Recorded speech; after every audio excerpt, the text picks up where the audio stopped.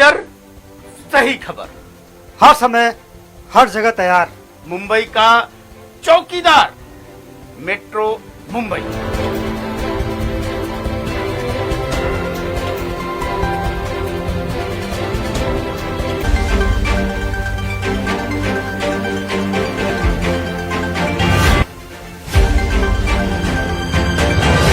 बढ़ते हुए तेल के दाम और युद्ध के बढ़ते हुए तेवर को देख अंतर्राष्ट्रीय बाजारों में छाई मायूसी, सभी इंडेक्स में गिरावट। क्रिप्टो के भाव में मजबूती कायम, बिटकॉइन $42,000 और इथीरियम $3,000 के रेंज में। सोना चांदी के भाव में संतुलन, दोनों के भाव में हल्का मूवमेंट। डॉलर के भाव में हल्का उछाल, डॉलर बंद हुआ 76.30 रुपयों में। ब्रेंट के भाव में उछाल, अब $120 के रेंज में।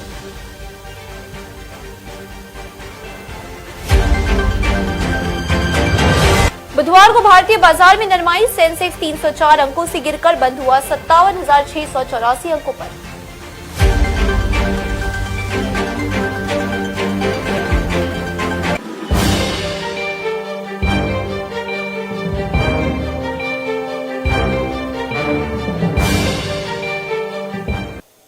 नमस्ते, आदाब, गुड मॉर्निंग, शुभ प्रभात। मेट्रो मनी में आपका स्वागत है। आप देखते हैं मेट्रो मुंबई, आपका सबसे लोकप्रिय निवासी चैनल। दोस्तों, पिछले कुछ महीनों में हमारे सबके घरों में एक बिन बुलाया मेहमान आया हुआ है और उस मेहमान का नाम है महंगाई। और ये जो महंगाई का दौर चला है, जो महंगाई जो मेहमान बन के हमारे घर में आई है, इसके तहत हमें आपको, हमारे आम आदमी को बहुत ही तकलीफ हो रही है। एक बड़ा ही बोझा खड़ा हुआ है और आगे चल के ये तकलीफें शायद बढ़ेगी, ऐसा लग रहा है, क्योंकि अंतर्राष्ट्रीय बाजारों में तेल का जो भाव है वो कल $123 प्रति बैरल हुआ है। जो जंग छिड़ी है यूक्रेन और रशिया के बीच में, ये अंत होने का नाम नहीं ले रही है और महंगाई का जो तलवार है वो हमारे सबके सिर के ऊपर मंडरा रहा है। तो हमें क्या करना चाहिए इस बिन बुलाए मेहमान के साथ, इसके बारे में हम आज चर्चा करेंगे। इसके पहले हम एक रिपोर्ट देखेंगे जो हमारे ब्यूरो ने एक रिपोर्ट बनाया हुआ है, जो आपको दिखाएंगे, जहां हम अलग अलग दुकानदारों से हमने बात की है, गृहिणियों से बात की है कि महंगाई का दौर जो चला है वो किस तरह से चला है और आज के हाल क्या है, दुकानों में, खरीदारों में, गृहिणियों के साथ क्या हाल है। इसके बारे में एक छोटा सा रिपोर्ट पहले देखेंगे और फिर इसके ऊपर हम चर्चा आज शुरू करेंगे। तो अगर रिपोर्ट तैयार है तो शुरू करें। इस समय महंगाई से सब परेशान हैं। खाने पीने से लेकर रोजाना इस्तेमाल में आने वाली तमाम जरूरत की चीजों के दामों में लगातार इजाफा हो रहा है। महंगाई की नब्ज टटोलने के लिए हमारे रिपोर्टर राहुल शुक्ला ने सबसे पहले मुंबई के क्रॉफर्ड मार्केट का दौरा किया।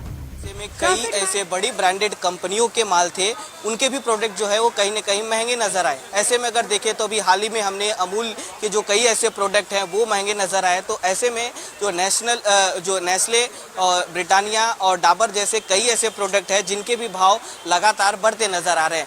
ऐसे में हम मुंबई के क्राफर्ड मार्केट में हैं। आपको बता दें कि ये मुंबई का जो क्राफर्ड मार्केट इलाका है, एक बड़ा ही जो पे ग्रोसरी के प्रोडक्ट बोले और किराना स्टोर्स के बोले, तो इस तरीके के कई ऐसे प्रोडक्ट यहाँ पे आते हैं, लोग खरीदारी करते हैं। पर भी लोग आ रहे हैं और यहाँ पर भी लोगों का ये साफ तौर पर कहना है कि हम भी महंगाई की मार झेलते नजर आ रहे हैं। क्रॉफर्ड मार्केट मुंबई का चर्चित मार्केट है। होलसेल और रिटेल मार्केटिंग के लिए यहाँ लोग दूर दूर से आते हैं। खाने पीने की चीजों से लेकर हर तरह की रोजाना इस्तेमाल में आने वाली चीजें यहाँ मिल जाती है। दाम भी बाकी मार्केटों की तुलना में थोड़े किफायती जरूर होते हैं, इसीलिए खरीदारी के लिए यहाँ हमेशा लोगों का तांता लगा रहता है। यहाँ ग्राहकी थोड़ी बढ़ी जरूर है, लेकिन बढ़ती महंगाई से दुकानदारों के धंधे पर असर पड़ रहा है। ब्रांडेड कंपनियों के सामान भी महंगे हुए हैं और अभी कंपनियों की बहुत सारी महंगाई बहुत बढ़ गई है। उसके लिए अभी रमजान का सीजन आ रहा है, सब त्योहार आ रहे हैं और सब भाड़ा बढ़ रहा है और सब महंगाई थोड़ी बढ़ रही है। उसके ऊपर सरकार कुछ कंट्रोल करे तो अच्छा होए। और अभी धंधा खुल रहा है, अभी धंधा खुलना चाहिए, पब्लिक को भी परवड़ना चाहिए, पब्लिक को महंगाई परवड़ती नहीं है। क्रॉफर्ड मार्केट मुंबई में पुलिस आयुक्त के दफ्तर के करीब है, काफी पुराना भी है और ऐतिहासिक भी। इस लिहाज से दक्षिण मुंबई की तरफ आने वाले लोग खरीदारी के लिए यहाँ आना ज्यादा पसंद करते हैं। क्रॉफर्ड मार्केट जैसे पॉश इलाके के अलावा मुंबई के माहिम जैसे इलाके के किराना दुकानदार भी बढ़ती हुई महंगाई से परेशान है। आम जनता के साथ किराना व्यापारियों को भी महंगाई की मार झेलनी पड़ रही है। लोगों की खरीदारी पहले के मुकाबले अब कम हुई है। दाल, चावल, आटा, शक्कर, तेल सब महंगा हुआ है। आइए आंकड़ों से जाने पहले के मुकाबले अब घरेलू सामान कितना महंगा हुआ है। दाल 89 से बढ़कर 130 रुपए किलो हो चुकी है, जबकि चावल 3 महीने पहले 40 रुपए था, वो अब 60 रुपए किलो हो गया है। आटा 4 महीने पहले जहां 235 में 5 किलो मिलता था, अब इसका भाव 250 यानी 250 रुपए तक पहुंच गया है। पाम तेल पहले 120 में था, वहीं अब 140 रुपए मिल रहा है। देखा जाए कि लॉकडाउन से पहले से अभी तक मतलब 10 से 15% को बढ़ा है, मतलब भाव बढ़ा है उनका, 10 से 15 रुपये बढ़ चुका है। ये समझो आटा देखा जाए तो 4 महीने पहले अभी ITC का आटा बोला जाएगा तो 235 रुपया था, अभी MRP बढ़ गया है कि 250 हो गया है, 250 245 ऐसा। चावल का भी सेम है, चावल भी पहले 40 रुपीज़ का था तो अभी 55 हो गया है, कोई 60 रुपीज़ है।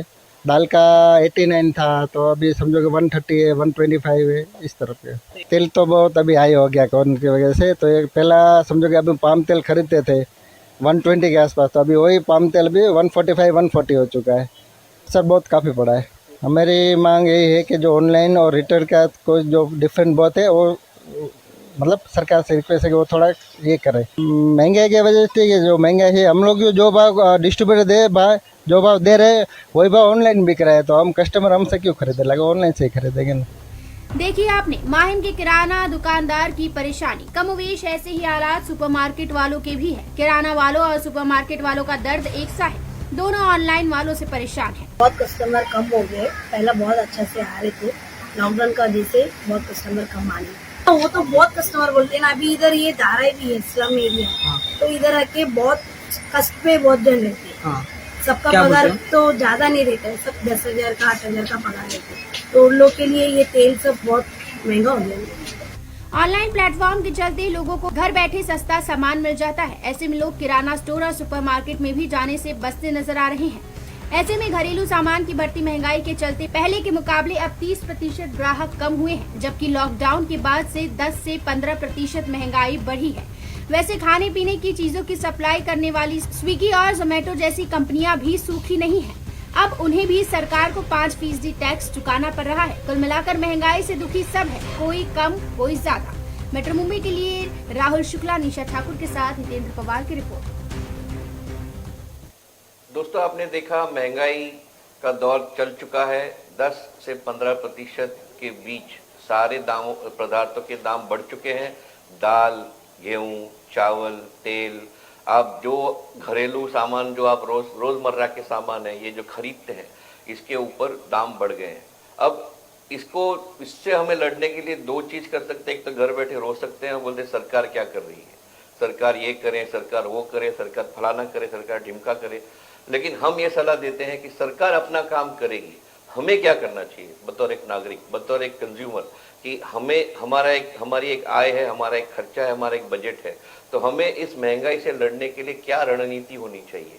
तो आज हम मेट्रो मुंबई और मेट्रो मनी के जरिए ऐलान जंग करते हैं महंगाई के सामने। जनता बनाम महंगाई ऐलान जंग है। हम इस जंग को कैसे लड़ेंगे, इसकी रणनीति क्या होनी चाहिए, इसके बारे में हम रोज या हफ्ते में 3 दिन आपसे चर्चा करेंगे कि इस जंग में हमारी रणनीति क्या होनी चाहिए, इस रणनीति के कितने पहलू है और हर एक पहलू में कितने पड़ाव है और हर एक पड़ाव के लिए हमें क्या करना चाहिए, इसके बारे में हम चर्चा करेंगे। क्योंकि ये जंग लंबी है। शायद यूक्रेन रशिया का जंग पहले बंद होगा, लेकिन हमारी जंग जो महंगाई के साथ है वो आने वाले 12-24 महीने तक शायद चलेगी। तो इस जंग में हमें क्या करना चाहिए, इसके बारे में हम चर्चा करेंगे हर हफ्ते आपके साथ। आपको भी लाएंगे प्रोग्राम पे, आपकी भी टिप्पणी लेंगे, आपकी भी सलाह लेंगे। आज हमारे साथ हमारे स्टूडियो में आज जुड़ चुके हैं कमलेश शाह जी। कमलेश शाह जी नमस्कार, आपका बहुत बहुत स्वागत है इस प्रोग्राम में। आप आए, हमें बहुत अच्छा लगा, आपके कीमती वक्त आपने हमारे लिए स्पेयर किया। तो अब मेट्रो मनी और मेट्रो मुंबई में आपका स्वागत है। राजकुमार जी और प्रिया जी आए हैं तो उन्हें भी स्क्रीन पे लाया जाए। नमस्ते प्रिया जी, गुड मॉर्निंग, कैसे हैं? बढ़िया। राजकुमार नमस्ते जी, कमलेश जी, गुड मॉर्निंग। नमस्ते। नमस्ते, गुड मॉर्निंग प्रिया जी। नमस्ते सर। राजकुमार जी हैं? हाँ बिल्कुल, उनको भी लाया जाए स्क्रीन पे। और हम प्रिया जी आज चर्चा करेंगे कमलेश जी इस जंग के बारे में जो महंगाई के साथ आम आदमी की छिड़ चुकी है, और हमें लग रहा है कि ये जंग जो है और ही इसके जो तेवर है और बदलेंगे, और आगे चल के प्रिया जी जैसे आगे चल के बताएंगे तेल का भाव कल $123 प्रति बैरल हो चुका है, रुकने का नाम नहीं ले रही है, जंग नहीं रुक रहा है यूक्रेन रशिया का, और इसका जो प्रभाव हमारी अर्थव्यवस्था पे है वो साफ अभी दिख रहा है। हमने एक शॉर्ट स्टोरी अभी देखी जो हमारे रिपोर्टरों ने जोड़ के हमें दिखाई, जहां 10 से 15% के भाव एसेंशियल कमोडिटीज में, रोजमर्रा की चीजों में, तेल है, दाल है, चावल है, ये सारी चीजों में भाव बढ़े हैं। तो हमें क्या करना चाहिए, इसके ऊपर क्या रणनीति होनी चाहिए इस जंग में, इसके बारे में आज चर्चा करेंगे। और राजकुमार जी तो प्लीज जोड़ा जाए तो हम चर्चा शुरू करते हैं। इस रणनीति के कमलेश जी, प्रिया जी, मेरे हिसाब से 3 पहलू है। कौन से 3 पहलू है ये? एक हमारा निवेश जो है उसमें वृद्धि। राजकुमार जी नमस्कार, गुड मॉर्निंग, आपका स्वागत है। नमस्कार राजकुमार जी। टेक्निकल टीम उनका फ्रीज हुआ फ्रेम आप देखिएगा। तो 3 पहलू है प्रिया जी, कमलेश जी। एक है निवेश, हमारा जो निवेश है उसमें वृद्धि होनी चाहिए, क्योंकि इन्फ्लेशन से या महंगाई से हमारा जो निवेश या कैपिटल है वो बरकरार रहना चाहिए, उसमें डेप्रिसिएशन नहीं होना चाहिए। तो उस निवेश कैसे करना है और किसमें करना है, इसके बारे में हम कुछ चर्चा करेंगे। दूसरा पहलू है खर्चे पे नियंत्रण। तो जब हम महंगाई से लड़ते हैं तो हमारा जो मंथली जो मासिक खर्चा है उसके ऊपर हम नियंत्रण कैसे कर सकते हैं, ये दूसरा पहलू है इस जंग का। और तीसरा पहलू है कि हमारी जो आय है, निजी आय, मैं निजी आय की बात कर रहा हूँ। आज हम नौकरी करते हैं, व्यवसाय करते हैं, कंसल्टेंसी करते हैं, शेयर बाजार में है, जो भी हमारा व्यवसाय हो, जो भी हमारी नौकरी हो, तो हमारी जो निजी आय है हमारे परिवार की, उसमें बढ़ोतरी कैसे हो। तो इस जंग में 3 पहलू, निवेश की वृद्धि, खर्चे पे नियंत्रण और आय में वृद्धि, ये 3 जो पहलू है, 3 रणनीति जो है हमारे जंग की, ऐलान जंग जो हमने किया है महंगाई के सामने, तो इस तीनों रणनीति में क्या किस तरह की कैरेक्टरिस्टिक्स हमें क्या करना चाहिए, इसके बारे में हम चर्चा आज और आने वाले दिनों में करेंगे। यानी एक प्रोग्राम में तो नहीं होगा। तो आज हम निवेश के बारे में बात करेंगे, निवेश में जो रणनीति क्या होनी चाहिए और हमें क्या करना चाहिए। तो थोड़ा सा 1-2 चार्ट दिखाऊंगा कमलेश जी, प्रिया जी, राजकुमार जी, और फिर हम चर्चा शुरू करेंगे कि इन्फ्लेशन कितना बढ़ा है पिछले कुछ दिनों में, इन्फ्लेशन का रेट क्या है। अगर वो आप पहला चार्ट टेक्निकल टीम अगर दिखाए, धन्यवाद। तो आप देख सकते हैं रिटेल इन्फ्लेशन जो है कमलेश जी, इसकी 7 महीनों में, पिछले 7 महीनों में 6.1% है। और ये शायद अगर आप इसको देखें कि पिछले कुछ 7 सालों में काफी हाईएस्ट पहुंच चुका है। हम 4, 4.5 और 5% के आदी हो गए थे, और अब 6% के ऊपर गया है। और जो होलसेल प्राइस इंडेक्स है वो तो हम उसके बारे में बात करेंगे, 13% तक पहुंच चुका है, लेकिन वो एक अलग चर्चे का मुद्दा है। जो कंज्यूमर प्राइस इंडेक्स है वो 6.01% के आसपास घूम रहा है, और ये तेल के भाव की वृद्धि के पहले का इन्फ्लेशन है। यानी आप समझ सकते हो कि अगर तेल के भाव की जो वृद्धि हुई है, जब उसको हम फैक्टर इन करेंगे तो ये 6%, शायद 6% नहीं रहेगा, ये 7 या 8% हो सकता है। अब इसके अलग अलग पहलू है कि ये 6% में फूड इन्फ्लेशन है अलग। तो वो अगर चार्ट दिखाए टेक्निकल टीम, जो दूसरा एक चार्ट है टेबल वाला, बड़ा एक टेबल है, वो अगर टेबल वाला चार्ट दिखाएं तो हाँ, थोड़ा सा इसको इन्फ्लेट करिएगा, यानी थोड़ा एक्सपांड करिएगा, तो आपको दिखेगा कि जो एसेंशियल फूड आइटम्स है, मीट एंड फिश है, सीरियल है, मिल्क एंड मिल्क प्रोडक्ट्स है, आप इसके भाव देखिए कि कितने बढ़े हुए हैं। फूड एंड बेवरेज वगैरह है तो वो 6% से बिल्कुल ज्यादा है। तो जो आम आदमी को जो इफेक्ट होता है, और ये हमने लिया है इकोनॉमिक सर्वे से, ये हमारे सरकार का इकोनॉमिक सर्वे है 21-22 का, उसमें से हमने ये उठाया है। तो आप देखिएगा वेजिटेबल्स कितने बड़े हैं, आप देखिए ऑयल एंड फैट्स कितने बड़े, वेजिटेबल्स पे 11%, ऑयल एंड फैट्स पे 14%, अंडों पे 16%, मीट एंड फिश पे 16%। तो ये जो रोजमर्रा के चीजें हैं उसमें 6% नहीं है, उससे ज्यादा है। यानी इसका जो असर जो सीधा आता है आम आदमी पे आता है। तो ये बहुत जरूरी समझना है कि inflation is not 6%, it is more if you look at the consumption pattern of the common man. अब एक can you get the panelist back please on screen, thank you. तो राजकुमार जी, प्रिया जी और कमलेश जी, हमने क्या इन्फ्लेशन रेट है और क्या इम्पैक्ट है कॉमन मैन पे, ये भी दिखाया। अब निवेश को लेके हमें क्या करना चाहिए? अलग अलग इनपुट्स आ रहे हैं। कोई कहता है सोना ठीक है, गोल्ड में डालिए because it is most inflation proof. कोई लोग कहते हैं कि नहीं, सोना में डालते हैं तो इट इज नॉट प्रोडक्टिव, क्योंकि सोना आपके घर में रहता है तो आपका रुपया काम में नहीं आता है, तिजोरी में पड़ा रहता है। सोना सोना रहता है, बढ़ता नहीं है, तो आपको सोने में नहीं डालना चाहिए।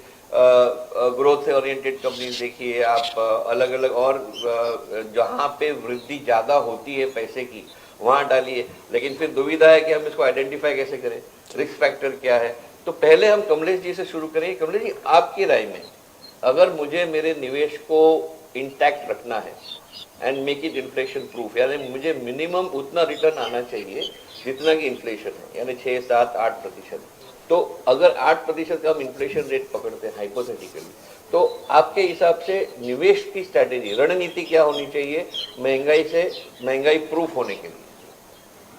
निखिल जी, बहुत बहुत धन्यवाद।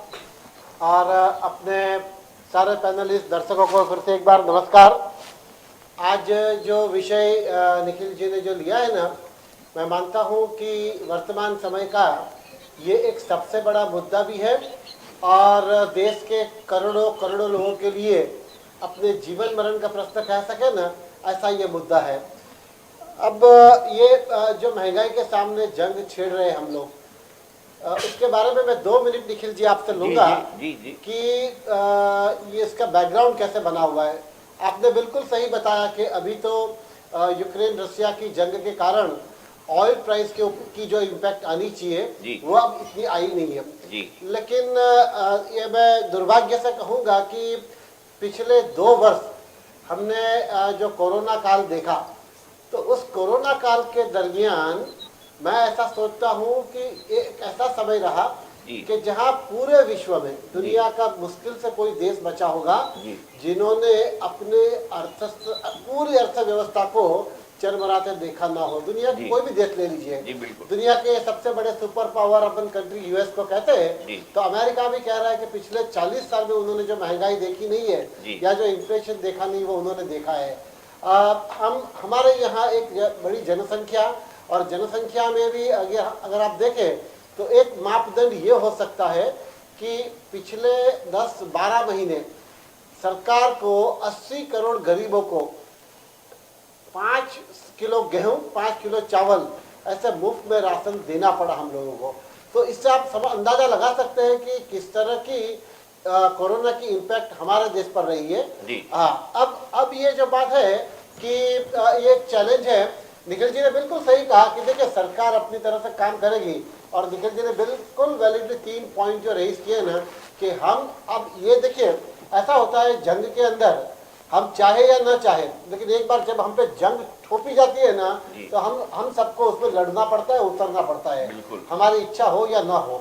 तो निखिल जी आपने बिल्कुल सही कहा कि ये एक ऐसा टाइम होता है कि जिसमें देश के नागरिकों को कंधे से कंधा मिला के खड़ा होना पड़ता है। बिल्कुल। दूसरी बात कि सरकार जैसे अपने काम करेगी, लेकिन अपने चैनल के माध्यम से, क्योंकि देखिए ये जो युद्ध होगा ना, उसमें अकेली जनता लड़ेगी तो भी कुछ नहीं हो पाएगा, और अकेली सरकार लड़ेगी तो भी नहीं हो पाएगा। सही बात। तो सरकार को भी उस तरह से कड़े कदम उठाने होंगे और जनता को उसको रिस्पॉन्स देना पड़ेगा।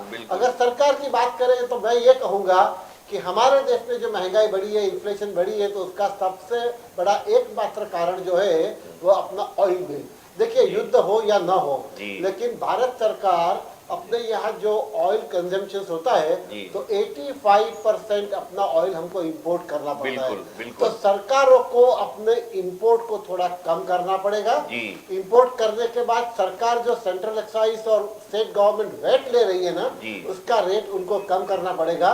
अगर हम जनता को कहते हैं कि अपना खर्चे के ऊपर नियंत्रण लाओ, तो सरकारों को भी अपने खर्चे पे नियंत्रण लाना होगा। क्या बात है, बहुत बढ़िया बात।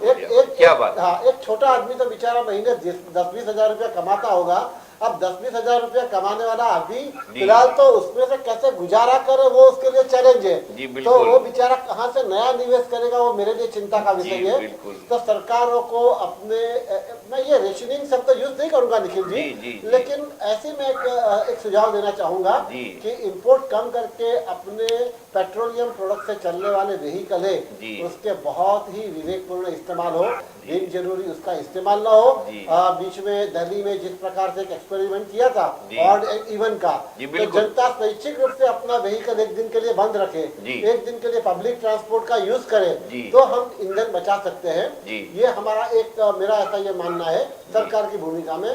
तो सरकार को भी, अभी सरकार को हम आय बढ़ाने के लिए नहीं कहेंगे, क्योंकि सरकार का आय बढ़ाना मतलब लोगों के ऊपर नया टैक्स डालना। बिल्कुल बिल्कुल, सरकार को अपना खर्चा कम करना है। लेकिन कमलेश जी, निवेश को लेके अगर मेरे पास आज 1 लाख रुपया है और मैं निवेश कर रहा हूँ और मैंने एफडी में रखा है, तो वो एक फिक्स्ड इनकम हो जाता है और वो इन्फ्लेशन प्रूफ नहीं है। तो उसके लिए अगर मुझे इन्फ्लेशन प्रूफ करना है, तो आपकी राय में मेरा इन्वेस्टमेंट स्ट्रैटेजी जो है, मेरी निवेश की जो रणनीति है, वो क्या होनी चाहिए? निखिल जी, बिल्कुल सही क्वेश्चन है आपका, क्योंकि क्या होता है कि निवेश करने के हमारे पास अनेक ऑप्शंस होते हैं। अब जैसे आपने बताया कि हम गोल्ड में निवेश कर सकते हैं, रियल एस्टेट प्रॉपर्टी में निवेश कर सकते हैं, हम स्टॉक मार्केट में निवेश कर सकते हैं, बैंक के एफडीज में, कंपनी के बॉन्ड डिबेंचर में कर सकते हैं। तो before you continue, I will just show one chart of gold Kamlesh ji, फिर आप वहां से फिर से शुरू करें और फिर हम राजकुमार जी और प्रिया जी से टिप्पणी लेंगे। एक गोल्ड का चार्ट है। हाँ जी, धन्यवाद। देखिए, आप इसमें जो आपको जो ये चार्ट में दिख रहा है कि गोल्ड का जो रिटर्न है वो स्टैंडर्ड नहीं है। देख, फ्लक्चुएशन देखिए, 0.4% से लेके 22% से लेके फिर गिर के फिर 30% से जाके फिर नेगेटिव होके -5% होके over the last 15 years, this is what it is showing. तो in the long term it is good, यानी लंबे समय के लिए ये चार्ट ये कह रहा है कि अगर आप 1 साल का अगर व्यू नहीं लेते हैं और अगर आप 5, 10, 15 साल का व्यू लेते हैं, तो आपको क्या इसमें रिटर्न मिलता है वो साफ नजर आ रहा है। तो ये चार्ट ये कह रहा है कि 10 साल का ये जो पहला बार है 5.7% का, वो 10 years का है। यानी 10 साल में गोल्ड ने, पिछले 10 साल में गोल्ड ने आपको 5.7% का रिटर्न दिया। लेकिन आप 15 साल का देखेंगे तो 11.6%, 20 साल का देखेंगे तो 12.4%। यानी जितना आप लॉन्ग टर्म देखते हो, अब 25 साल का और गिर रहा है, लेकिन आप अगर 20 साल में देखें तो 20 साल में सोना ने आपको 12.4% CAGR दिया है, कॉम्पाउंडेड एनुअल ग्रोथ रेट। तो मेरे ख्याल से अगर ये चार्ट देखें तो आपको लगेगा कि यार इससे तो बढ़िया क्या हो सकता है, क्योंकि गोल्ड तो आपका बिल्कुल कोई यानी डिप्रिशिएट होने की कोई गुंजाइश ही नहीं लग रही है, और वहाँ शेयर मार्केट जैसा है नहीं कि आज 10 रुपये और कल 0 हो जाएगा। तो एक रिस्क फैक्टर भी, रिस्क मिटिगेशन भी होता है। तो इस चार्ट को देख के तो ऐसा लगता है कि शायद यही बेस्ट है। लेकिन उसके बगल वाले चार्ट को अगर आप देखें, जो फ्लक्चुएशन आप देख रहे हैं, तो तब पता चलता है कि यहाँ पे स्टेडी रिटर्न नहीं है, यहाँ पे वेरी अनस्टेडी रिटर्न है, बहुत ही स्पाइक्स और ट्राउज है। इस from that point of view सोने में investment from that short term perspective looks to be a little risky. So your comments on this, and then we'll ask the other two panelists to come in. Thank you. Nikhil ji, जो आपने chart दिखाया, तो मैं ये कहूँगा कि वैसे किसी भी एसेट क्लास को अगर आप देखोगे ना, गोल्ड हो, रियल एस्टेट हो या इक्विटी हो, तो उसमें रिटर्न के लिए आपको वक्त देना पड़ता है। बिल्कुल। तो लॉन्ग टर्म तो रहेगा ही है। अब इसके साथ जुड़ा हुआ एक महत्व का प्रश्न जो है ना, वो है रिस्क। अब हर व्यक्ति की रिस्क लेने की कैपेसिटी अपनी अलग होती है। अब जब हम छोटे लोगों की बात करते हैं, मध्यम वर्ग के लोगों की बात करते हैं, तो मध्यम वर्ग अगर कहीं इन्वेस्ट कर रहा है और वो उसका इन्वेस्टमेंट का पैसा मान लो डूब जाता है, तो शायद वो बेचारा अपना 2 साल 3 साल की जो सेविंग्स होती है ना, वो गवा देता है। तो मेरी राय ये रहेगी, देखिए गोल्ड का दूसरा एक जो आपने बताया रिटर्न का, लेकिन छोटे इन्वेस्टर्स जो होते हैं ना, मैंने ऐसा देखा है कि वो गोल्ड में ट्रेडिंग नहीं कर पाते। यानी गोल्ड की मानसिकता ऐसी होती है, लिया और आपने घर में रख दिया उसको, फिर आप तो जब शादी के वक्त निकालो या बेटी की शादी हो जाती है तब उसको दे दो। सही बात जी। अब ये हम क्या देख रहे हैं कि आज अपने जब हम महंगाई के जमाने में जी रहे हैं, तो देखिए जी, एक बात तो मैं निश्चित कहूंगा अपने दर्शकों के लिए कि हम ऐसे समय में अब आ गए हैं कि हर व्यक्ति का अपना आय का जो स्रोत होता है ना साधन, वो एक से ज्यादा होना चाहिए। आप you can not depend only on one income. हाँ, तो दूसरा ये होगा कि आपके पास जो छोटा मोटा सेविंग्स होता है उस सेविंग्स को आप निवेश करें।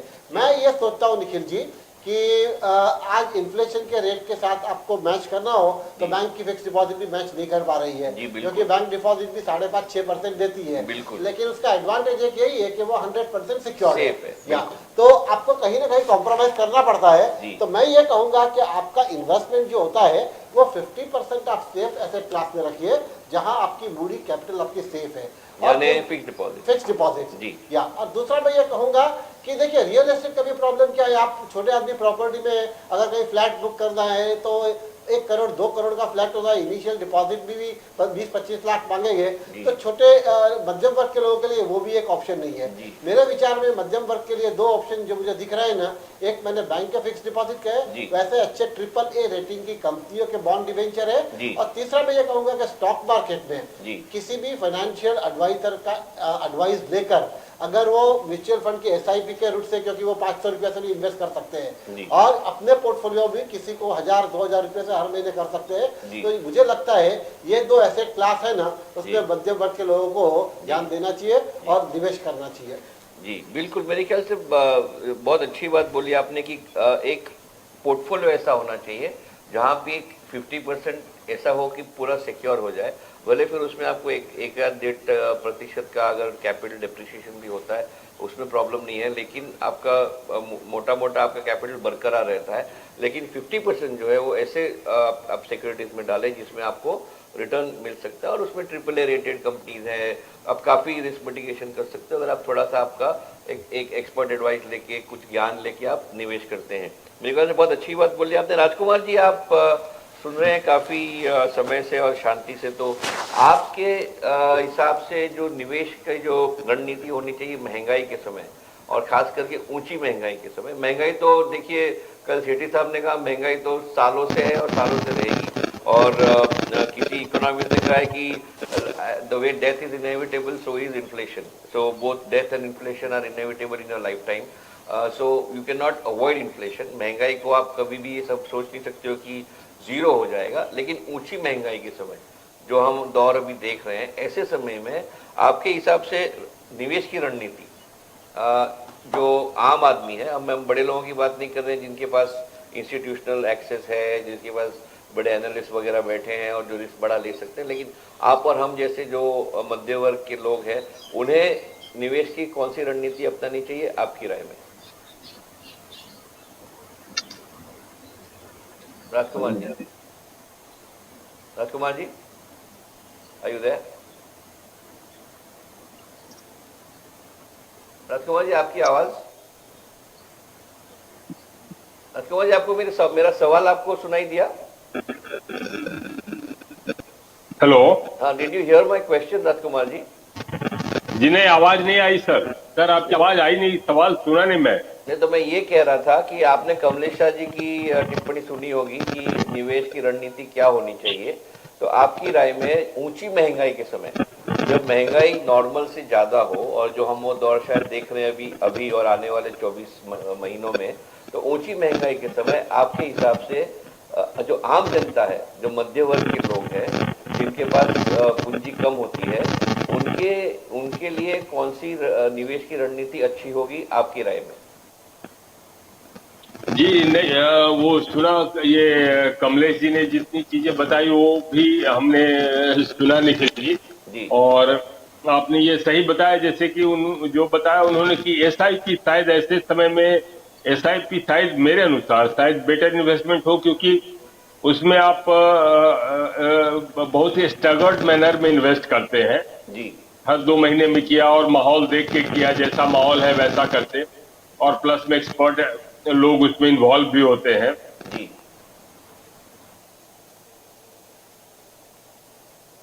गोल्ड की बात है तो गोल्ड तो आप जानते ही है कि ऑल वेदर इन्वेस्टमेंट है, उसमें कोई प्रॉब्लम है ही नहीं जी, लेकिन उसमें चीज एक ही है, चाहे गोल्ड हो या रियल एस्टेट हो या कोई भी इन्वेस्टमेंट हो, उसका जो आप एक पीरियड लेते हैं वो पीरियड वो शायद सैक्रोसैंक्ट नहीं होता है उतना, क्योंकि वो डिपेंड करता है कि उस पीरियड में किस तरह का वो पीरियड रहा है। जैसे कि अगर बहुत ही टर्मोइल का पीरियड रहेगा तो आपका गोल्ड का रिटर्न ऑलवेज ज्यादा दिखेगा जी। तो ऑलवेज, क्योंकि लोग सेफ हेवन में चले जाते हैं। तो पिछले दशक में काफी टर्मोइल का सिचुएशन रहा जी। तो ये इन सारी जैसे कि आप बताएंगे तो 2014 के पहले 10-15 साल में रियल एस्टेट में एक्स्ट्रॉर्डनरी गेन्स मिले, बहुत ही एक्स्ट्रॉर्डनरी गेन्स मिले एक्सेस लिक्विडिटी के कारण। लेकिन शायद अब वो एक्स्ट्रापोलेट नहीं हो सकता अगले 10-15 साल के लिए। तो इन सब चीजों को कंसिडर करते हुए कि हिस्टोरिकल फैक्ट को या हिस्टोरिकल डेटा को एक्स्ट्रापोलेट करके अगर आप कोई माइंड बनाते हैं तो शायद वो थोड़ा सा हैजर्डस हो सकता है। तो उसमें मेरा मानना है कि गोल्ड तो कहने की बात ही नहीं, आप इन्वेस्ट कर ही सकते हैं, ऑलवेज आपको लॉन्ग टर्म में पैसा देगा। SIP मेरा मानना है स्मॉल इन्वेस्टर्स के लिए सॉरी मेरा मानना है SIP वो बेस्ट है। एक्सपर्ट्स भी होते हैं, स्टैगर्ड इन्वेस्टमेंट्स भी होते हैं और एक एवरेजिंग है उसमें जी। हर महीने 2 महीने में आप डालते हैं तो एक एवरेजिंग का सिस्टम इतना बढ़िया है कि कहीं न कहीं आप कंप्लीटली एक्सट्रीम डाउन में नहीं फंस सकते। कहीं न कहीं आप एक एवरेज में रह सकते हैं बुरे से बुरे टाइम पे भी, और थोड़ा वेट करेंगे तो आपको कहीं न कहीं उसमें एक डिसेंट रिटर्न तो मिल ही जाएगा। तो छोटे इन्वेस्टर्स के लिए मेरा मानना है कि शायद SIP ऐसे समय में जब टर्मोइल इतना ज्यादा हो, इन्फ्लेशन ग्लोबल फिनोमेनन बन चुका है, सिर्फ इंडिया स्पेसिफिक रह नहीं गया है, तो ऐसे सिचुएशन में SIP मेरा मानना है बेटर इंस्ट्रूमेंट है सेफ्टी के एंगल से compared to other instruments. So Rajkumar ji, SIP, I don't know whether you would want to give a straight answer to this, but SIP में एवरेज रिटर्न जो आपने पिछले कुछ सालों में देखा है उस पे कोई लाइट डाल सकते हैं? कितना क्या रिटर्न एक्सपेक्ट कर सकते हैं, एक रेंज की इतने रेंज में रिटर्न आता है SIP के तहत? निखिल जी, पहले पिछले 2-4 साल का तो आप नहीं देख सकते क्योंकि SIP भी इक्विटी इन्वेस्टमेंट भी है, डेट भी है, तो पिछले तो बहुत ज्यादा इक्विटी में रिटर्न्स मिले। वो तो खैर उसको देख करके बहुत ज्यादा एक्सपेक्टेशन बिल्ड करना ठीक नहीं है जी। लेकिन SIP के कॉन्सेप्ट को समझ करके अगर आप करेंगे, क्योंकि नॉर्मली वो लोग फ्रंट लाइन स्टॉक्स में करते हैं या AAA में करते हैं डेट में, तो उसमें आपकी सेफ्टी है और एक अच्छी मैकेनिज्म जो है एवरेजिंग मैकेनिज्म कि आपको हर महीने 2 महीने वो एवरेज करते चले जाते हैं। तो हाई ब्लॉक में 8-9%, 10% समथिंग वी कैन एक्सपेक्ट। जी जी जी जी जी। So we can expect between 8 to 11%. जी जी जी, that is the kind of return we must expect from any investment. Forget about SIP. If you don't get that kind of return, what's the use of putting all this money into some instrument? Rather, it's better if you put in FD and all that. तो कहने का मतलब वो तो sir 8 से 9, 10 से 11% तो चाहिए ही। इन्फ्लेशन है आपका 7%, तो बचा क्या आपके पास जी? तो वो तो चाहिए ही चाहिए। और उतना मेरा मानना है कि अगर तरीके की चीज में करें SIP मेरा मानना है कि शायद स्मॉल इन्वेस्टर्स के लिए खास करके जिनका रिस्क एपेटाइट बहुत कम होता है उनके लिए ये सेफ्टी बेट हो सकता है। और गोल्ड, 2 चीज जी। और सो प्रिया जी से टिप्पणी लो, फिर गोल्ड पे वापस आऊंगा। Priya ji, your comments and then I will come back to one question on gold. Priya ji. जी सर, महंगाई जो है हम सब जानते हैं इनएविटेबल है, महंगाई बढ़नी ही है। अगर मान ले के 6 महीने के बाद या 1 साल के बाद महंगाई कंट्रोल में आती है सपोज, तो भी जो दाम बढ़े हैं वो कम नहीं होने वाले हैं। तो महंगाई ऐसी चीज है जो हमें एक्सेप्ट करनी है और इसकी तैयारी हमें रखनी है। एक चीज है कि हमें एक बजट रखना है हर महीने, वो शायद लोग करते ही होंगे, बट अगर नहीं करते हैं तो ये बहुत जरूरी है। जो जरूरी चीजें हैं उस पर ज्यादा ध्यान देना है, फिजूल खर्च कम करना है, बजट रखना है हर चीज का। अगर इन्वेस्टमेंट की बात करें तो हर किसी का बजट अलग होता है, हर किसी का रिस्क लेवल अलग होता है। इन्वेस्ट करने के लिए एक तो गोल्ड एक ऑप्शन है, FD है जिसमें सब रखते हैं फिक्स डिपॉजिट में, लेकिन over the years fix deposit की रेट्स थोड़े कम हो गए हैं। तो मैं राजकुमार जी से सहमत हूं कि SIP जो है वो बहुत ही अच्छा ऑप्शन है और उसमें भी काफी सारे SIPs हैं। तो अगर आप इंडिविजुअल एक्सपर्ट एडवाइस नहीं चाहते हैं तो आप बैंक के थ्रू भी कर सकते हैं, क्योंकि वो आपका पोर्टफोलियो इस तरह से हैंडल करते हैं कि आपका रिस्क लेवल कम हो जाता है और उसमें इन्वेस्टमेंट भी अच्छा आता है। SIP में ऐसा कहते हैं कि अगर लंबे समय तक रखेंगे तो उसमें ज्यादा फायदा है, लेकिन अगर आप शॉर्ट टर्म भी करते हैं तो बिटवीन 10 to 15% मिनिमम आपको उसमें मिलता है साल में। और FD से कंपेयर यस यस, और फिक्स डिपॉजिट जो है वो काफी कम हो गया है। कुछ 4 साल पहले मैं जानती हूँ 7.5% था, अभी वो कुछ 5% हो गया है, तो रिलेटिवली काफी कम मिलता है। But then again it depends on people कि उनका रिस्क लेवल क्या है। अगर वो थोड़ा सा भी रिस्क लेना चाहे तो बैंक के थ्रू SIP करना बहुत सेफ रहता है। बिल्कुल, मेरे ख्याल से आई थिंक ये एक सॉर्ट ऑफ यूनानिमस ओपिनियन है आप तीनों का कि SIP is probably the best option for the middle class, यानी हम मध्यवर्गीय लोग हैं जिनके पास एक पूंजी जो बहुत ही लिमिटेड है, बहुत ही सीमित है। तो उस जो छोटी सी पूंजी है उसको अगर हमें सेफ रखना है, सुरक्षित रखना है और अच्छी रिटर्न भी चाहिए, तो SIP एक मोड ऑफ इन्वेस्टमेंट है जो सबसे बेस्ट लग रहा है। और आपको आपके पास चॉइसेस है किसके पास जाएं आप, बड़े म्यूचुअल फंड है, बड़े बैंक्स है जो आपको एडवाइस देंगे और आपके लिए निवेश करेंगे। तो ये आप एक्सपर्ट एडवाइस देके अच्छी जो कंपनियां, अच्छे जो इंटरमीडिएट है उनके पास जा सकते हैं और आपका निवेश बरकरार भी रहेगा और आपको इतना रिटर्न मिलेगा कि महंगाई से आपकी कैपिटल बची रहेगी और ऊपर कुछ आपको घर में भी आ सकता है। इसकी पूरी गुंजाइश है, subject to war and subject to a black swan event, जो हम कभी भी प्रेडिक्ट नहीं कर सकते। सोने के बारे में एक सवाल आप तीनों को है कि अब जब गवर्नमेंट ने गोल्ड ट्रेडेड फंड या एक्सचेंज ट्रेडेड फंड गोल्ड के निकाले हैं, जहां आपको फिजिकल डिलीवरी सोने की नहीं लेनी चाहिए, लेना जरूरी नहीं है और आप एक कागज के बल पे सोने में इन्वेस्ट कर सकते हो, तोला, 1 तोला, 2 तोला, 3 तोला, और आपको आपके पास ऐसा है कि गोल्ड है और गोल्ड नहीं भी है क्योंकि आपके पास एक कागज है, लेकिन आपका जो पैसा है वो अनप्रोडक्टिव नहीं है। तो इसमें फ़र्क क्या है, दर्शकों को बता दूं कि अगर आप आज सोना खरीदते हो तो सोना जो है वो आपकी तिजोरी में रहता है, वो प्रोडक्टिव नहीं होता है, यानी सोने अपने आप में बढ़ोतरी नहीं कर सकता अपने आप में। लेकिन आपका पैसा अगर आप सरकार को देते हो, सोना आपके पास रखते नहीं हो, सिर्फ एक सर्टिफिकेट आता है आपके पास, सोना भी सरकार के पास रहता है, आपका पैसा भी सरकार के पास रहता है, तो वो सोने का जो पैसा है और सोना जो सरकार काम पे लगाती है और वो प्रोडक्टिव पैसा हो जाता है, यानी it goes toward productive purposes. इसीलिए ये एक्सचेंज ट्रेडेड फंड गोल्ड और सिल्वर के सरकार सारी दुनिया में सारी सरकारें निकालती है।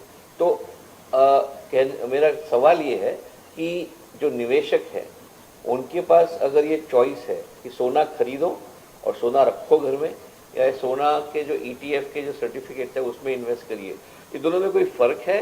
और अगर फ़र्क है तो क्या है? और दोनों में क्या सुरक्षा में कोई अंतर है कि एक ज़्यादा सुरक्षित है, एक कम सुरक्षित है? कमलेश जी, अगर आप इसके ऊपर थोड़ा ज्ञान देंगे और फिर दोनों पैनलिस्ट से हम कुछ उनकी राय पूछेंगे। निखिल जी, देखिए, मैं ऐसा सोचता हूँ सोने के बारे में भी कि आज जब सोने का भाव लगभग 50,000 रुपया हुआ है 10 ग्राम का, तो वो भी एक मध्यम वर्ग के लोगों के लिए निवेश के बाहर हो चुका है, क्योंकि 10 ग्राम 1 तोला सोना खरीदना भी मुश्किल हो रहा है। और आपने ये जो बताया बिल्कुल सही बताया कि सोना एक ऐसा इन्वेस्टमेंट है जिसे हम डेड इन्वेस्टमेंट कहते हैं, कि आपने घर में तिजोरी में रख दिया तो उसके सामने आपको ईयरली कुछ रिटर्न नहीं मिलता है, और कभी 10 साल 15 साल के बाद आपने बताया वैसे शादी का टाइम हो तब आप बेचो और आप कुछ पैसा लो, वो अलग इशू हो जाता है। लेकिन अगर आपकी दैनंदिन जरूरत के लिए एक दूसरा एडिशनल इनकम के रूप में अगर आप कुछ सोच रहे हो, तो ये एक्सचेंज ट्रेडेड फंड्स द्वारा जो सर्टिफिकेट्स इश्यू होते हैं वो मुझे लगता है एक अच्छा ऑप्शन है, क्योंकि उसमें आप एक तो निवेश के भी एक अमाउंट छोटा रहेगा, और जहाँ तक मेरी जानकारी है निखिल जी, वो भारत सरकार ने भी जो बॉन्ड इशू किए हैं वो 2.5% के आसपास इंटरेस्ट पे कर रहा है, 2.5%। हाँ, तो क्या होता है, आपको कुछ तो भी रेवेन्यू चालू होता है। और जो मैंने पहले आगे अपने पार्ट में मैंने बताया था कि देखिए, छोटे इन्वेस्टर्सों के लिए सबसे अहम मुद्दा होता है ना, वो उसके सिक्योरिटी होती है। इन्वेस्टमेंट की सिक्योरिटी के लिए इसके लिए जरूरी होती है कि अगर उसका पैसा अगर कहीं समझो टूट गया, डूब गया या जीरो हुआ, तो उसको वो कैपिटल खड़ा करने के लिए जीवन के वापस 5-10 साल निकल जाते हैं। तो मैं सोचता हूँ ये भी एक अच्छा ऑप्शन है और इसमें भी थोड़ा निवेश करना चाहिए, ऐसी मेरी राय है। बिल्कुल, और तो दोनों पैनलिस्ट से पूछूंगा और फिर थोड़ा आगे खबरों के बारे में बात करेंगे। तो पहले Rajkumar ji, gold ETF, silver ETF, your opinion as oppose to physical delivery of gold, आपकी कोई राय? ऐसी है कि अगर हमको पर्सनली कहा जाए तो मैं ETF के थ्रू करना चाहूंगा निखिल जी, क्योंकि उसमें मैन्यूवरेबिलिटी काफी ज्यादा है मेरे लिए। एग्जिट, एंट्री, लिक्विडिटी, वॉल्यूम हर तरह का है, सेफ्टी है, रिस्क कुछ है नहीं, तो मैं उसमें करना चाहूंगा। और किसी भी पॉइंट इन टाइम में अगर हमको इतना है कि हमको फिजिकल गोल्ड ही लेना है तो आप ETF से एग्जिट ले करके आप फिजिकल ले सकते हैं। तो हर तरह का ऑप्शन और फ्लेक्सिबिलिटी आपको है। तो गिवन द चॉइस फिजिकल और इसमें से कितना ही यहाँ पे आपको और कई फीचर्स मिल जाते, कई मैन्युवरेबिलिटी मिल जाती, तो आप उन सब चीजों को यूज कर सकते हैं। आपकी फ्लेक्सिबिलिटी है तो ETF के थ्रू ये आप कर सकते हैं। तो मैं हमको अगर चॉइस दिया जाएगा तो मैं तो ETF के थ्रू ही करूंगा।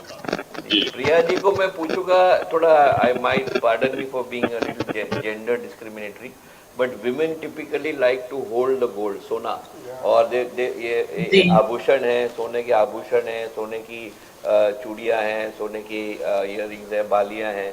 तो उनको हम बोले कि ये कागज दीजिए, अब मैंने आपको 10 तोला लाया, तो मुझे घर से निकल देगी मेरी बीवी की ये क्या लाए आप, सोना कहाँ है, मुझे तो पहनना है, मुझे तो रखना है, मुझे तो देखना है।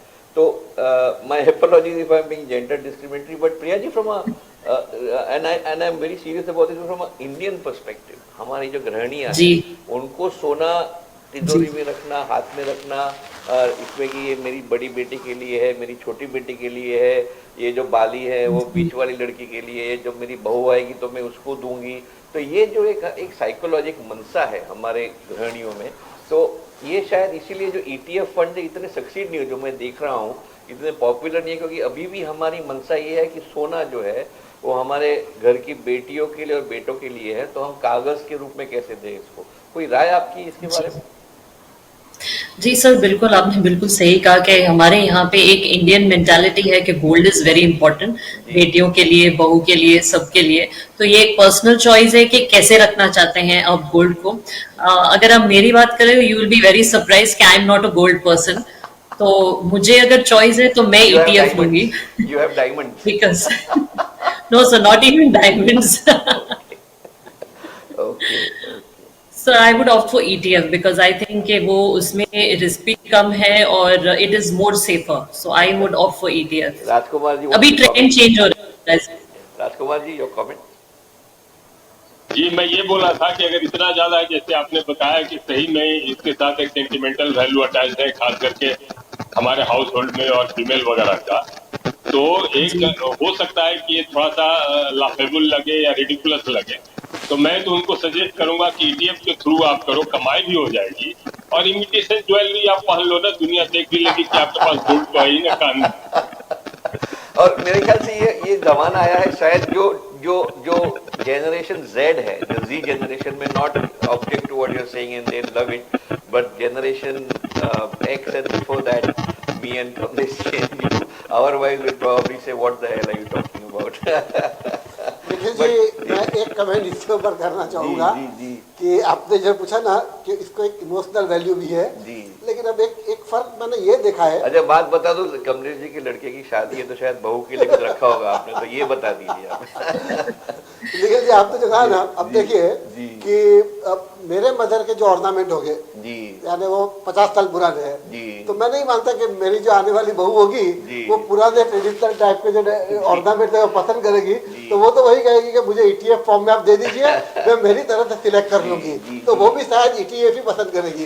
तो दर्शकों के लिए बड़ा एक मैसेज है यहाँ पे कि सोना एक हमारे जो परंपरा है, खास करके भारत में हर एक घर में, कोई भी जात हो, कोई भी धर्म हो, हमारे सभी भारतीयों में ये एक बड़ी कैरेक्टरिस्टिक है कि हम हमारी तिजोरी में सोना रखते हैं और उसको फिर कहते हैं बहू के लिए, बेटी के लिए, मेरे लिए, फलाना ढिमका, बहन जो भी है उसके लिए। लेकिन ये अनप्रोडक्टिव है और अभी एक नया दौर चला है गोल्ड ETF का। ज़रूर इसके ऊपर आप ध्यान दीजिएगा और आपका जो गोल्ड घर में पड़ा हुआ उसको कन्वर्ट करिए। आपके देश के लिए अच्छा है, आपके लिए अच्छा है, ये बहुत ज़रूरी है जानना।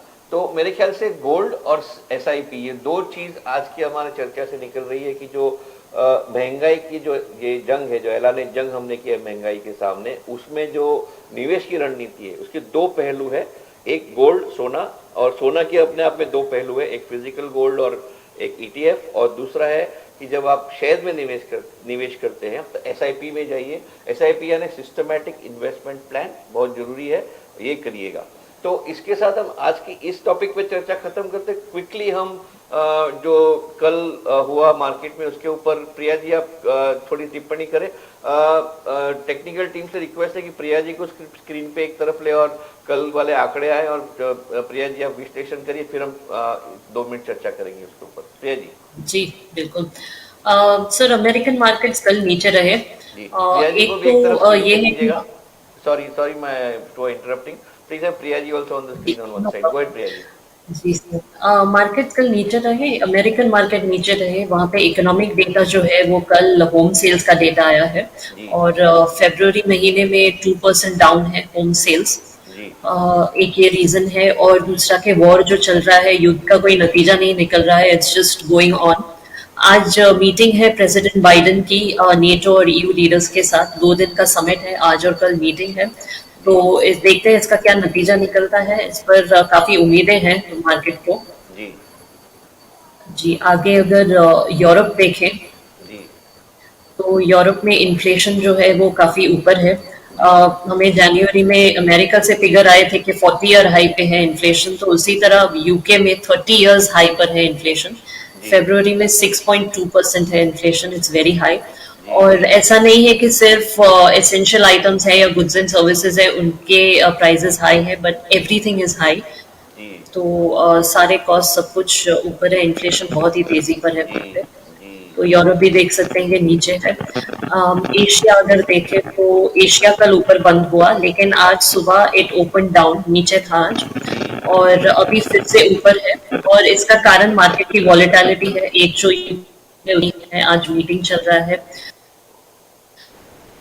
ऊपर से ये जो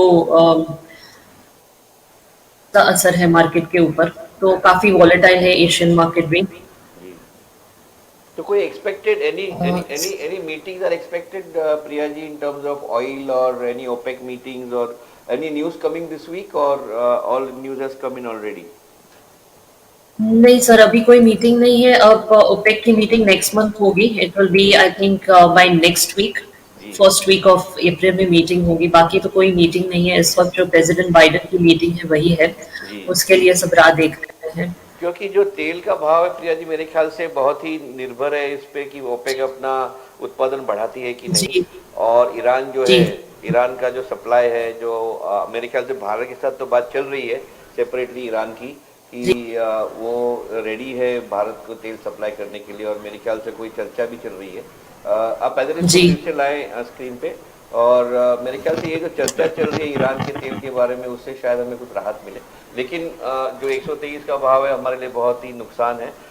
भारतीय मार्केट अभी स्टडी है, 57 पॉइंट्स अप है बॉम्बे स्टॉक एक्सचेंज। राजकुमार जी कोई राय मार्केट को, इंडियन मार्केट्स को लेकर?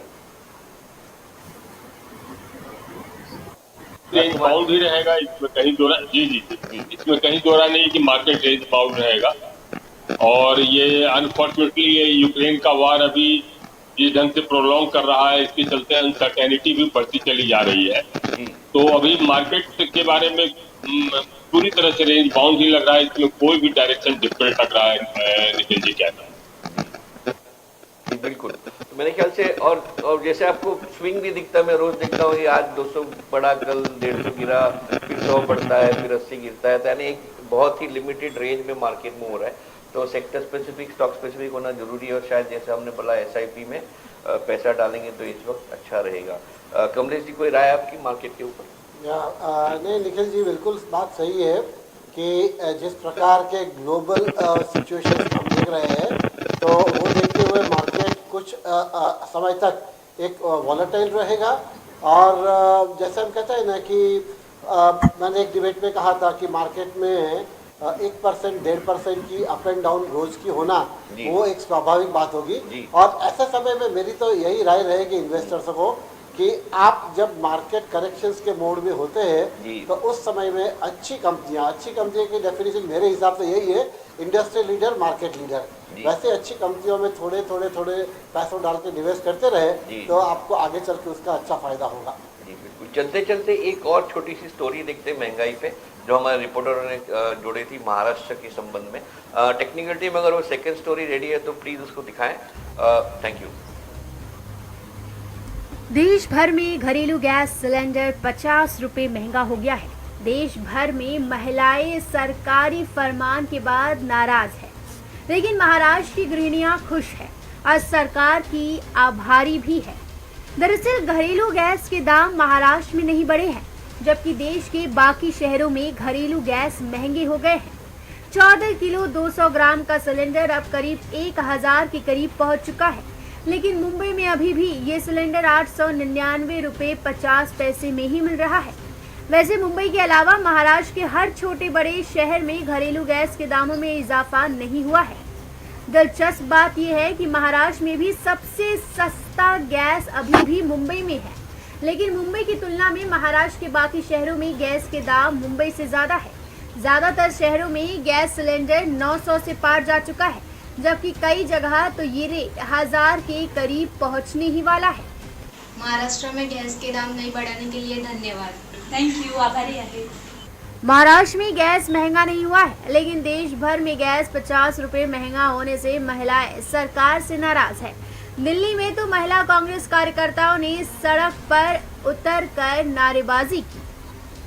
रुपये से अगर बढ़ जाए तो अलग बात है, लेकिन डायरेक्ट 50 रुपये बोलेंगे तो हम लोग का सब खर्चा ही उल्टा पुल्टा हो गया है। इसके तरफ सरकार ने ध्यान देना चाहिए। अगर किस में बढ़ोतरी करनी है तो पहला उसका पेमेंट तो बढ़ाओ, कि वो बढ़ोतरी हुआ तो कुछ फर्क नहीं पड़ता। पेमेंट कम हो रहा है और बढ़ोतरी ज़्यादा कर रहे हो तुम लोग। अभी तेल भी उतना ही बढ़ गया, घासलेट भी मिल नहीं रहा है कि चलो गैस नहीं है तो घासलेट किधर से लाके खाना पका सकते, वो नहीं। और चूल्हा तो ऐसे जगह जला नहीं सकते हम लोग कि चूल्हा पे करके ये खाना बना सकते हैं। घरेलू गैस महंगा नहीं होने से अभी महाराष्ट्र में राहत है, लेकिन ये राहत कब तक बरकरार रहेगी ये देखने वाली बात है। मेट्रो मुंबई के लिए शुभम मिश्रा, विनोद कामले, निशा ठाकुर के साथ हितेंद्र पवार की रिपोर्ट। हमने इस कहानी इस स्टोरी के जरिए देखा कि 50 रुपए की बढ़ोतरी से भी कितना फर्क पड़ता है आम आदमी को। आप और हम शायद 50 रुपया ऐसे ही खर्चा करते हैं, लेकिन जो आम आदमी है, जो हमारी जनता है, जो बॉटम ऑफ पिरामिड में है, 50 रुपीज़ जो सिलेंडर का भाव बढ़ा है उससे भी कितना दुख पहुंचा उनको, उससे भी बजट उनका कितना अनाप शनाप चेंज हो जाता है, ये देखने वाली बात है। और इसके ऊपर इसलिए हमने ऐलान जंग किया है कि आगे चल के हम इसके ऊपर मुहिम करेंगे और इसके ऊपर हम जंग कैसे लड़ी जाएगी, रणनीति क्या होनी चाहिए, इसके बारे में हम और चर्चा करेंगे। तो आज हमने निवेश के बारे में बात किया कमलेश जी, राजकुमार जी, प्रिया जी। तो हम चलते चलते आपसे क्लोजिंग कमेंट्स लेंगे, फिर प्रिया जी से, फिर राजकुमार जी, तो फिर आज का प्रोग्राम यहाँ समाप्त करेंगे। कमलेश जी, क्लोजिंग कमेंट्स करेंगे। जी निखिल जी, मुश्किल दौर से हम गुजर रहे हैं, ये सच्चाई है जी। और ये दौर कितना लंबा चलेगा वो अभी कहना मुश्किल है जी। लेकिन बिल्कुल सही सलाह हमने आज अपने दर्शकों को दी है कि आप अपने खर्चों के ऊपर नियंत्रण करें। कुछ खर्चे हम बिल्कुल नियंत्रण में ला सकते हैं, जैसे कि ट्रांसपोर्ट के खर्चे हैं, अपने गाड़ियों का इस्तेमाल कम करें, पब्लिक ट्रांसपोर्ट का ज़्यादा करें। फिजूल खर्चे जो हम करते हैं उसको हम कम कर सकते हैं। हम अपनी बिजली का खर्चा कम कर सकते हैं। हमारे जो लग्जरी के आइटम है उसकी फ्रीक्वेंसी भी हम कम करें ना तो भी हमारे लिए अच्छा रहेगा। और दूसरा निखिल जी, आप जानते हो अर्थशास्त्र का ये चक्र है, हमारी इनकम में से जितना हम सेविंग करेंगे वो सेविंग को हम इन्वेस्ट करेंगे और वो इन्वेस्टमेंट अपने को आगे जाके फिर से नया कोई एक सोर्स ऑफ इनकम देगा। तो इस तरह से आज के समय में मैं यही कहूँगा कि हो सके उतने खर्चे हमारे कम करें। लेकिन निखिल जी, मैं फिर से सरकार के लिए भी कहूँगा कि सरकारों को भी अपने खर्चे के ऊपर नियंत्रण लाना चाहिए और वो विजिबल होना चाहिए कि आपने पिछले साल में कितना खर्चा किया था और इस साल में कितना कर रहे हैं। ये दोनों ओर से जब हम काम करेंगे ना तो ये मुश्किल दौर से हम गुजर पाएंगे और उसकी तकलीफ कम होगी। जी बिल्कुल। और जैसे कहते हैं यथा राजा तथा प्रजा, अगर सरकार अगर अपने खर्चे पर नियंत्रण लाती है और दिखाती है तो फिर हम भी सोचेंगे जब सरकार ये कर सकती है तो हम क्यों नहीं कर सकते। लेकिन अगर सरकार बेफिजूल खर्चा करेगी, वैसे ही कोई लग्जरी आइटम पे हम देखते हैं कि VIP वगैरह जो भी है तो हम भी करेंगे। तो इसीलिए सरकार को भी थोड़ा आगे बढ़ के अपना खर्चा कम करना पड़ेगा और एक मैसेज भेजना पड़ेगा जनता को कि ये करना है, इसी से हम लड़ाई कर सकते हैं महंगाई के साथ। Priya ji, your closing comments and then from Rajkumar. जी sir, inflation is inevitable, inflation है और इन्फ्लेशन रहेगा काफ़ी समय के लिए, तो हमें अपनी तरफ से तैयारी रखनी है और एक चीज जो जरूरी है वो इन्वेस्टमेंट है, क्योंकि ये आगे चल हमें काफी राहत दे सकता है इन्फ्लेशन के अगेंस्ट। तो I think it's very important. बहुत बहुत अच्छी इस बात पर है। ध्यान जरूर सेविंग करना जरूरी है और सेविंग को फिर किस तरह से निवेश करना, उसके दो पहलू आज हमने आज बताए दर्शकों को, गोल्ड और SIP के बारे में, और आगे चल के और बताएंगे और कार्यक्रम की निवेश का जो रणनीति है उसमें कौन से अलग अलग पहलू क्या करना चाहिए। Rajkumar ji, closing comments from you and then we wind up the programme.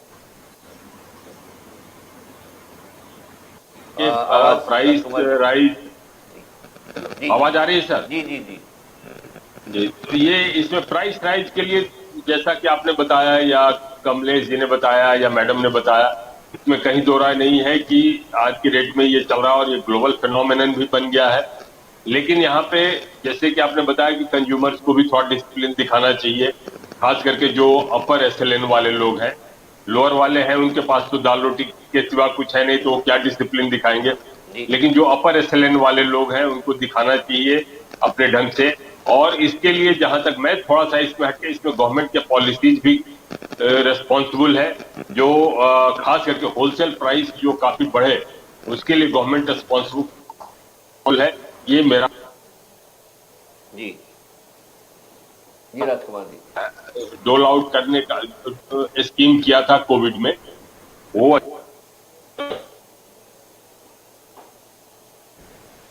Time नहीं है, उसके कारण भी इन्फ्लेशनरी हुआ है, जो कभी दूसरे डिबेट में हम लोग डिस्कस करेंगे। नहीं जी बिल्कुल सही बोला आपने। कुछ गवर्नमेंट पॉलिसी ऐसी है जो इन्फ्लेशन के ऊपर सीधा असर करती है और शायद उन नीतियों को सरकार को रिविजिट करना जरूरी है। उसके बारे में जैसे आपने कहा चर्चा फिर करेंगे। तो आज जुड़ने के लिए बहुत बहुत शुक्रिया कमलेश जी, आप हमारे स्टूडियो में आए। थैंक यू, बहुत बहुत आपका स्वागत फिर से, और बहुत बहुत शुक्रिया आप आए। फिर हम आपको इन्वाइट करेंगे। Priya ji, as usual thank you for being there. Rajkumar ji, कल सुबह 10:30 बजे हम फिर हाजिर होंगे दर्शकों के सामने मेट्रो मनी का एक नया एपिसोड लेके। तो दर्शकों, आज हमने ऐलाने जंग किया है महंगाई के सामने, जनता बनाम महंगाई, और इस जंग में हम और आप साथ में हैं। इस जंग की जो रणनीति है जिसके 3 पहलू है, निवेश, खर्चे पे नियंत्रण, आय में वृद्धि, इन तीनों के ऊपर चर्चा करेंगे। आज हमने निवेश के कुछ पहलू आपको बताए, और पहलू है निवेश के बारे में आगे बताएंगे। खर्चे पे नियंत्रण कैसे होगा इसके ऊपर प्रोग्राम करेंगे। आय में वृद्धि कैसे हो सकती है इसके ऊपर प्रोग्राम करेंगे। और ये जो युद्ध है, मेट्रो मुंबई आपके साथ रहेगा इस महंगाई की युद्ध में। सरकार अपना काम करेगी, लेकिन आपको और हमें अपना काम करना है, अपना कार्य करना है और महंगाई से लड़ना है। तो आज का प्रोग्राम अगर आपको अच्छा लगा हो तो लाइक करिए, शेयर करिए, क्योंकि आपके लाइक और शेयर करने से ही हमें प्रोत्साहन मिलता है, प्रेरणा मिलती है। और अगर कोई सुझाव हो, कोई टिप्पणी हो आज के विषय पे, अगर आपके पास कोई सुझाव हो कि हम खर्चा कम कैसे कर सकते हैं, आय की वृद्धि कैसे कर सकते हैं, निवेश कैसे करना है, हमें लिखिएगा metromumbai@metromumbailive.com, metromumbai@metromumbailive.com पे, metrommoney@metromumbailive.com। और अगर कोई आपकी उलझन हो, कोई समस्या हो तो हमें लिखिएगा helpdesk@metromumbailive.com, helpdesk@metromumbailive.com, और हम आपसे संपर्क करेंगे आपकी समस्या को निरीक्षण करके। तो आज देखने के लिए बहुत बहुत शुक्रिया। कल 10:30 बजे फिर जुड़ेंगे, लेकिन अभी कहीं जाएगा नहीं, क्योंकि खबरें और विश्लेषण का सिलसिला 24/7 जारी रहता है मेट्रो मुंबई पे। तो जुड़े रहिएगा मेट्रो मुंबई के साथ। थैंक यू, धन्यवाद, शुक्रिया।